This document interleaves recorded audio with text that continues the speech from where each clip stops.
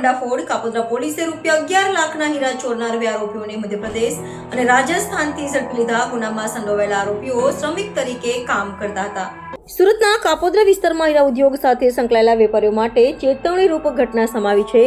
કાપોદ્રા સ્નેહમુદ્રા સોસાયટીમાં આવેલી હીરા યુનિટમાંથી બે કારીગરોએ ગૂંચવણભરી યુક્તિ અપનાવી અને તિજોરીમાં રહેલા હીરા ચોરી કરી લીધા. આકાશથી દેવસિંહ શાકી અને કૈલાસકુમાર કંગારામ મેઘવાલ નામના આરોપીઓએ હીરા યુનિટમાં કામ કરતા સમય દરમિયાન તિજોરી ખોલવા માટે ફરિયાદી શ્રીના પિતા ઉપયોગ કરતો પાસવર્ડ જાણી લીધો હતો.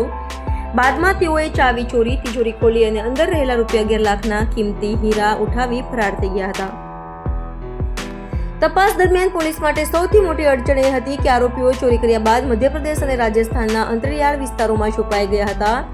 આરોપીઓ ચંબલના કુખ્યાત ગેંગસ્ટર સંચાલિત વિસ્તારોમાં છુપાયેલા હોવાનું પોલીસને માહિતી મળી. ચંબલ અને સિરોહી જિલ્લાના કુખ્યાત ક્ષેત્રોમાં જઈને ગુનાની તપાસ કરવી એ પડકારરૂપ હતું. કાપોદ્રા પોલીસની સર્વેલન્સ ટીમે ચતુરાઈથી આરોપીઓની ખોજ ખબર મેળવવા શ્રમિકોના વેશમાં ઓપરેશન ચલાવ્યું.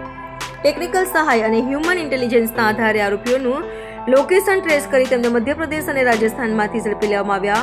આરોપીઓની ધરપકડ બાદ તેમની પાસેથી ₹6 લાખના હીરા અને 2 મોબાઈલ રિકવર કરવામાં આવ્યા. પોલીસે બંને આરોપીઓ વિરુદ્ધ કાપોદ્રા પોલીસ સ્ટેશનમાં BNS 2023 હેઠળ ગુનો દાખલ કર્યો છે.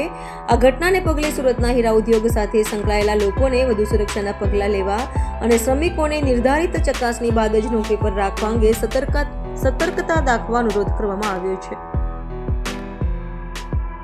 ગઈ હોળી ધૂળેટીના તહેવાર નિમિત્તે તારીખ 13 થી 15 વચ્ચે જ્યારે હીરાના કારખાનાઓમાં રજા હોય છે અને જે હીરાના રત્ન કલાકારો હોય છે એને પણ રજા હોય છે, એ દરમિયાન કાપોદ્રા પોલીસ સ્ટેશન વિસ્તારમાં આવેલ સ્નેહમુદ્રા વિસ્તારમાં ખાતા નંબર 63માં જ્યારે આ કારખાનું બંધ હોય તો એની તિજોરી ખોલી અને આશરે 11.5 લાખના હીરાની ચોરી થયેલાનું માલુમ પડેલું અને 16 તારીખે ફરિયાદીશ્રીએ કાપોદ્રા પોલીસ સ્ટેશને ફરિયાદ નોંધાવેલી.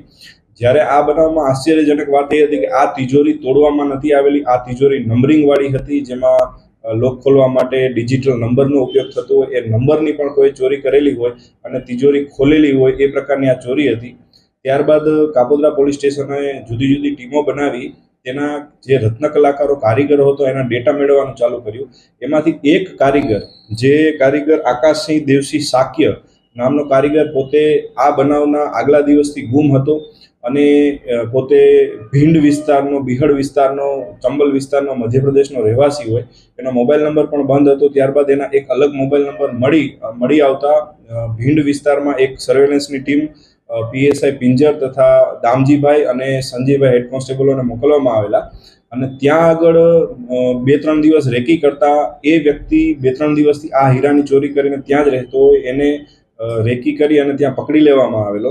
ત્યારબાદ એના દ્વારા માલુમ પડવામાં આવેલ કે આ ચોરીમાં અન્ય પણ એક આરોપી કૈલાસકુમાર, જે સિહોરી રાજસ્થાનનો રહેવાસી હોય, તેણે પણ આ ચોરીમાં એની મદદગારી કરેલી હોય અને અડધો મુદ્દામાલ તેની પાસે હોય, જેથી ભીંડ વિસ્તારમાંથી એ પ્રથમ આરોપીને પકડી અને રાજસ્થાન ખાતે તપાસમાં ગયેલા અને રાજસ્થાન ખાતેથી બીજા આરોપીને પકડી અને 11 લાખમાંથી 6.5 લાખનો મુદ્દામાલ રિકવર કરેલો છે. અન્ય મુદ્દામાલ તેણે સુરતમાં જે જગ્યાએ વેચ્યો છે ત્યાંથી રિકવર કરવાની પ્રક્રિયા હાલ ચાલુ છે.